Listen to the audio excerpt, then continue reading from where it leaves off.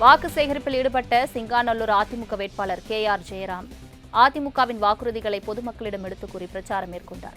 வாக்கு சேகரிப்பில் ஈடுபட்ட அவருக்கு பொதுமக்கள் உற்சாக வரவேற்பு அளித்தனர். தொடர்ந்து பேசிய வேட்பாளர் KR ஜெயராம், திருச்சி சாலையையும் அவிநாசி சாலையையும் இணைக்கக்கூடிய இணைப்பு சாலையை ஆட்சிக்கு வந்தவுடன் உடனடியாக நிறைவேற்றிக் கொடுப்போம் என்றார். மேலும் பெரும்பாலான இணைப்பு சாலைகள் பராமரிப்பில்லாமலும் சாலை அமைக்காமலும் இருப்பதாக குற்றச்சாட்டை முன்வைத்தார்.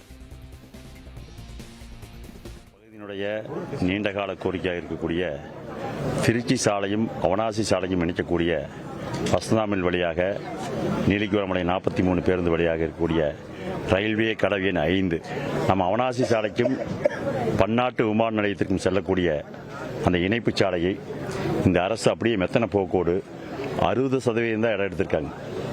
மிச்ச 40% இடம் எடுக்க வச்சிருக்காங்க. மீண்டும் 2026 எடப்பாடியுடைய பொற்காட்சி அமைகின்ற பொழுது மத்திய அரசினுடைய உணவோடு அந்த திட்டத்தை கண்டிப்பாக செயல்படுத்துவோம்.